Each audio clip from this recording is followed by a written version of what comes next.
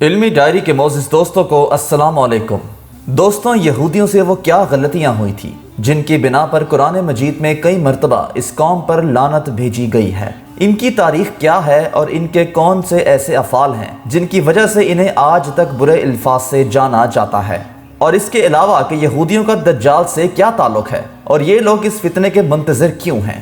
اور اس کے ساتھ ساتھ ہٹلر سے پہلے رومی بادشاہ ٹائٹس نے یہودیوں کو گرم تیل میں بے دردی کے ساتھ کیوں مارا؟ یہ تمام باتیں آج کی ویڈیو میں ہم ڈسکس کریں گے، جس کے بعد آپ یہود قوم کی پہچان اور تاریخ کے بارے میں جان جائیں گے۔ اس لیے دیکھنے اور سننے والوں سے گزارش ہے کہ اس ویڈیو کو آخر تک لازمی دیکھیے گا۔ تو آئیے چلتے ہیں موضوع کے اصل حصے کی جانب۔ دوستوں، اس بات میں کوئی شک نہیں کہ یہودی اللہ تعالیٰ کی سب سے لاڈلی قوم تھی۔ اس قوم کا ذکر قرآن مجید میں بنی اسرائیل کے نام سے کیا گیا ہے، جو کہ حضرت یعقوب علیہ السلام کی قوم تھی۔ اللہ تعالیٰ نے اس قوم پر اپنی بے شمار کرامات کی ہیں، جن میں سب سے قابل ذکر من و سلوہ ہے، لیکن اس کے باوجود یہ قوم راہ راست پر نہ آ سکی اور گمراہ ہوتی چلی گئی۔ اور ایک وقت یہ آیا کہ یہ قوم اپنے اوپر ہونے والی تباہ کاریوں سے پہچانی جانے لگی۔ دوستوں، ہولوکاسٹ کا ذکر ہو یا کسی اسلامی ریاست سے لڑائی کا معاملہ، ہر معاملے میں اس قوم کو انتشار پسند قوم کے نام سے جانا جاتا ہے، اور اس بات کو بھی جھٹلایا نہیں جا سکتا کہ اس قوم پر اللہ تعالیٰ نے سب سے زیادہ نبی بھیجے۔ اس لیے یہ قوم منتظر ہے کہ اللہ تعالیٰ ان پر ایک مرتبہ پھر مہربان ہوں گے۔ ان کا ماننا ہے کہ اللہ تعالیٰ کی طرف سے ان پر ایک مسیحا بھیجا جائے گا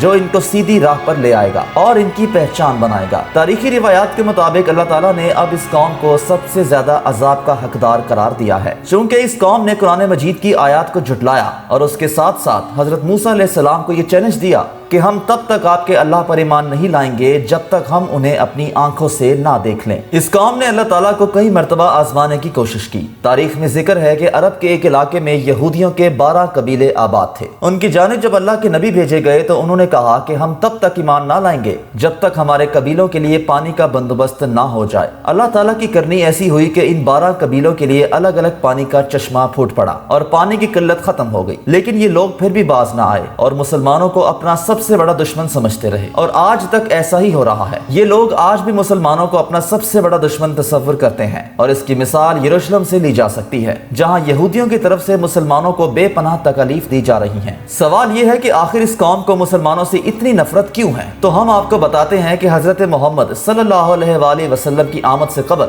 اس قوم کو اپنے آپ پر بہت زیادہ مان تھا۔ اسی مان اور غرور کی وجہ سے اس قوم نے ایک پیشن گوئی بھی کی کہ ایک نبی آنے والا ہے جو آخری نبی ہوگا، لیکن حضرت مصطفیٰ صلی اللہ علیہ وآلہ وسلم کی آمد کے بعد ان کا سارا غرور خاک میں مل گیا، کیونکہ آپ صلی اللہ علیہ وآلہ وسلم ان کے قبیلے سے نہ تھے بلکہ بنو قریش کے قبیلے سے تھے، اور یہی وہ وقت تھا جب یہودیوں نے اپنی نفرت انگیز چالیں چلنی شروع کی، اور یہ نفرت کا وہ سلسلہ ہوا جو آج تک فلسطین میں نظر آتا ہے۔ ان کے ساتھ کچھ ایسی بیرونی طاقتیں ہیں جو ان کے اس ایجنڈے میں شانہ بشانہ کھڑی ہیں۔ یہ لوگ کوئی ایسا موقع نہیں جانے دیتے جس میں مسلمانوں کو فلسطین میں تکلیف نہ پہنچائی جائے۔ دوستوں، اس کے علاوہ یہودی زمانہ قدیم میں حضرت محمد صلی اللہ علیہ وآلہ وسلم کا مذاق بنایا کرتے تھے اور ان سے عجیب سوالات پوچھا کرتے تھے، اور جب آپ صلی اللہ علیہ وآلہ وسلم ان کا جواب دیتے تو یہ لوگ ان کے جواب پر طنز کرتے۔ یوں سمجھ لیں کہ اس قوم نے معاذ اللہ دین اسلام کو کم سے کم تر بنانے کی کوشش کی۔ یہ لوگ عرب کے قبیلوں کو حضرت محمد صلی اللہ علیہ وآلہ وسلم کے خلاف بھڑکانے کی کوشش کرتے۔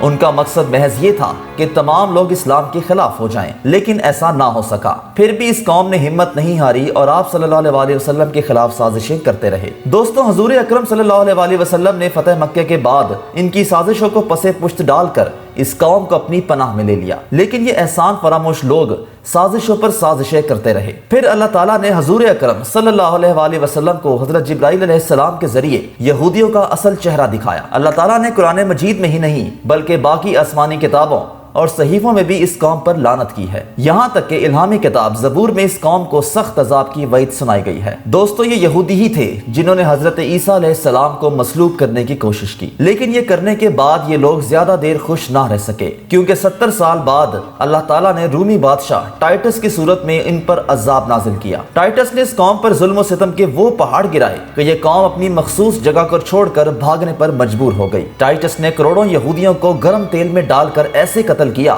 کہ ان کے جسم کا گوشت جدا جدا ہو جاتا، اور آج ان لوگوں نے اپنی سازشوں سے اسرائیل کو اپنا گڑھ تو بنا لیا ہے، لیکن یہ قوم بھی اپنے اوپر ہوئی تباہ کاریوں کو یاد کرتی ہے۔ دوستوں، ٹائٹس نے ان کا ہیکل سلیمانی بھی تباہ کر دیا۔ ٹائٹس کے بعد ان کو کچھ سکون ہوا، لیکن یہ سکون بھی زیادہ دیر تک نہ رہ سکا، کیونکہ اس عذاب کے بعد ایڈولف ہٹلر نے ان لوگوں کو بے دردی سے موت کے گھاٹ اتار دیا۔ ہٹلر کو یہودیوں سے سخت نفرت تھی۔ ہٹلر کی طرف سے کیے جانے والے حملوں کو ہولوکاسٹ کا نام دیا جاتا ہے، اور آج یہ قوم دنیا کی امیر ترین قوم بن چکی ہے۔ یہ لوگ آج بھی ہیکل سلیمانی کی باقیات پر سر مار مار کر اپنے مسیحا کا انتظار کر رہے ہیں، جو ان کی رہنمائی کرے گا، اور ہیکل سلیمانی کو دوبارہ تعمیر کرنے کے لیے مسجد اقصی کو تباہ کرنے کی کوششوں میں ہیں۔ ہماری اللہ پاک سے دعا ہے کہ فلسطین کے مسلمانوں کو اپنے حفظ ایمان میں رکھے، اور بیت المقدس کے لیے صلاح الدین ایوبی یا عمر بن عبدالعزیز رحمۃ اللہ علیہ جیسا کوئی رہنما بھیج دے۔